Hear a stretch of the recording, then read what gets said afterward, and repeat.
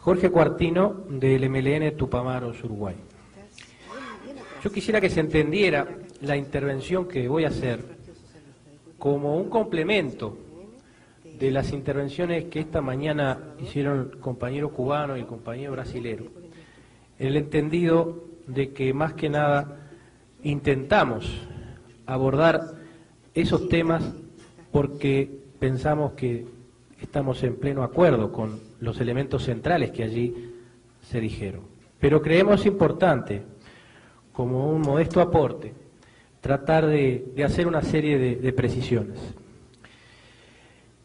Nosotros diríamos que estamos viviendo ya desde hace alguna década o algo más una fase que es una fase más de desarrollo del sistema capitalista, con todas las contradicciones propias del sistema, que sin tratar de entrar en teorizaciones, porque no es el momento, podríamos decir que es una fase transnacional muy compleja, que nace de un elemento central de funcionamiento del sistema capitalista, como todos sabemos, que es la concentración y la centralización del capital.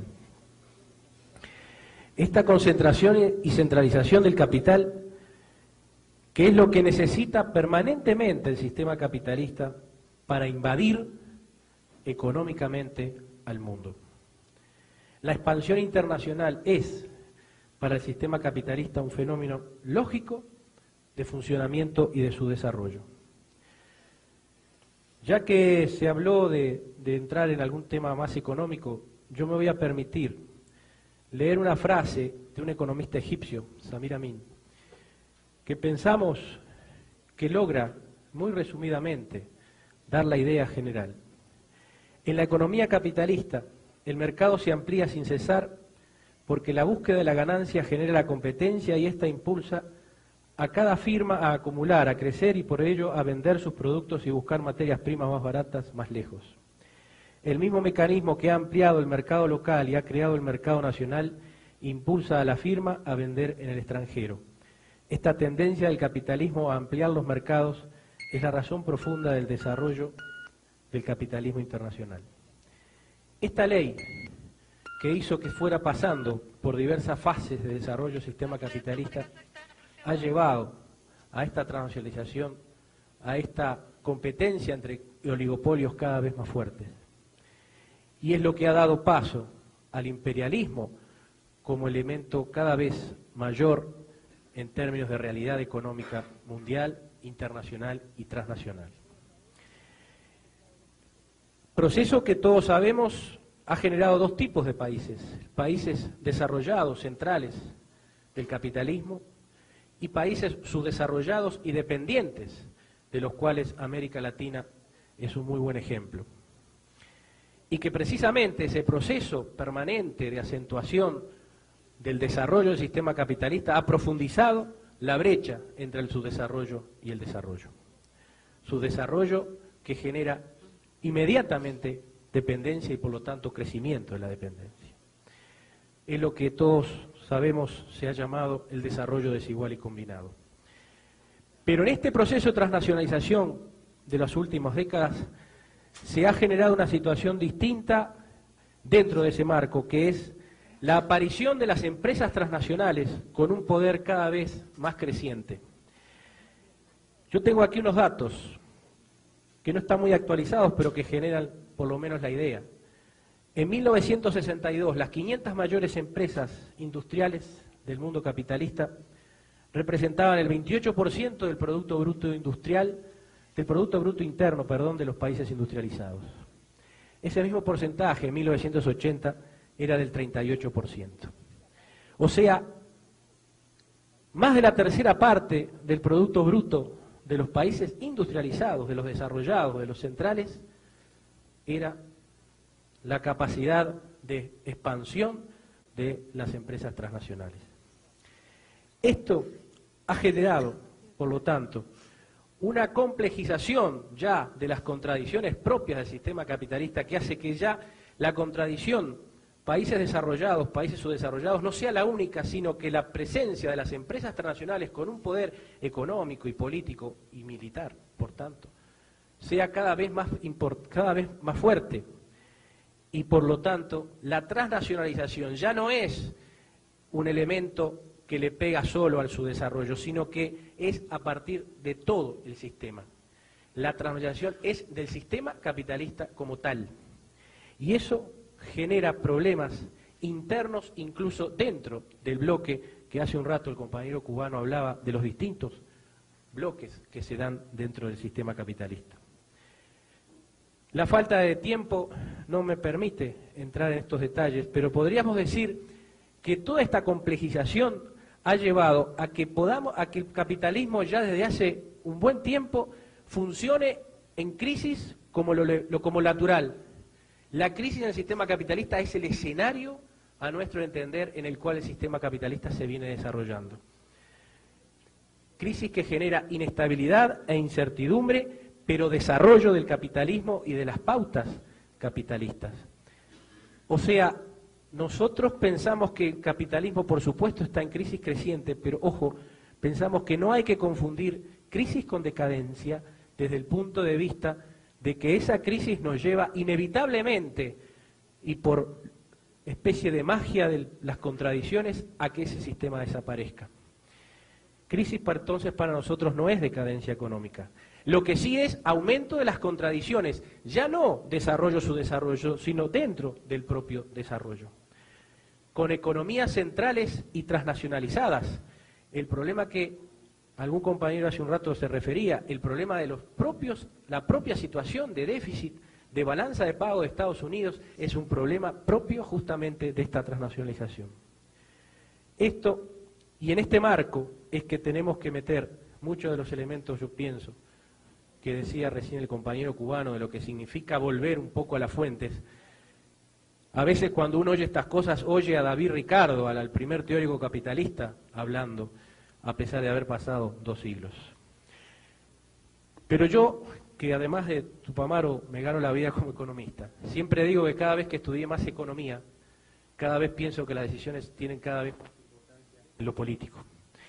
Lo económico termina en función de lo político, y precisamente por eso es que nosotros le damos tanta importancia al papel y la lucha de los movimientos populares y del poder popular como forma de poder parar para nuestros países la miseria que ha significado este creciente avance del sistema capitalista. En ese periodo, en ese marco que nosotros planteamos de creciente avance del sistema capitalista, es que entendemos, por su crisis y por su inestabilidad, la necesidad de Estados Unidos y del sistema capitalista en su conjunto de hacer esta ofensiva política militar, que hoy también los compañeros cubanos se referían a los conflictos de baja intensidad, como forma justamente de contrarrestar las contradicciones económicas que trae el sistema. Y aquí es lo que nosotros pensamos que se da en el sentido de que la política económica neoliberal que nos ha invadido a toda América Latina, debemos destacar la importancia de la funcionalidad de esa política económica con estas características del propio sistema capitalista. El sistema capitalista o es neoliberal profundamente creciente en cantidad y en calidad, o él mismo deja de ser coherente con sus reglas y sus leyes. Por eso pensamos, como aporte, digamos, modesto a lo que decía hoy el compañero brasilero, que justamente esas características de especulación financiera, de deuda externa como elemento central de mayor dependencia de nuestros países, el crecimiento de nuestros países solamente a nivel de que crezcamos a partir de las exportaciones y cada vez menos importancia al mercado interno. Todos esos elementos característicos de toda política neoliberal que invade América Latina está en plena funcionalidad y desarrollo con lo que significa el funcionamiento, digamos, estructural e histórico del sistema capitalista. Y para nosotros esto es absolutamente central, porque es de esa concepción es que pensamos que el socialismo como tal sigue siendo la alternativa a ese sistema que el capitalismo nunca va a poder estar planteando como alternativa de vida para las grandes masas. Pero este elemento, además, el de que acabo de decir, con todas las características neoliberales que perjudican a nuestros pueblos, vienen ligadas últimamente en las últimas décadas, de todo lo que ha significado la doctrina de seguridad nacional, de todo lo que ha significado la democracia tutelada, incluso en los países como Uruguay, que en procesos de apertura política no deja de estar dentro de un marco de democracia tutelada. A nuestro entender, que está evidentemente planteando el permanente peso de las Fuerzas Armadas aún en esa apertura política. Pero que conlleva un concepto ideológico para nosotros muy complicado para los intereses populares, que es la resignación. Y yo digo, como en nuestro país se oye decir 2x3 a los tecnócratas y a los ideólogos del capitalismo nativo e internacional, la resignación que se planteó con la ley de impunidad a los militares también está en lo económico, cuando se dice nuestro país es chiquito, no tenemos mercado interno, como si la importancia del mercado fuera solo en términos cuantitativos y no en términos cualitativos y desarrollo de las condiciones para producir más, sino que también nos hacen creer que esa resignación es también en lo económico. Y este elemento ideológico tiene mucho que ver para cerrar todo. Resignación en lo político, resignación en lo económico. Esa es la receta que se está aplicando en América Latina. Frente a todo eso, y porque pienso que el tiempo se me está terminando y porque en otros momentos lo vamos a poder retomar, es que nosotros pensamos que en el conjunto de las amplias masas populares, la respuesta de la izquierda en América Latina, si quiere procesos revolucionarios, procesos de poder popular, es mayor democracia, en lo económico, en lo social, en lo político. Mayor democracia que esté dándole mayor participación a todos los sectores que son más que nada atacados por esta política y por este funcionamiento estructural del sistema capitalista.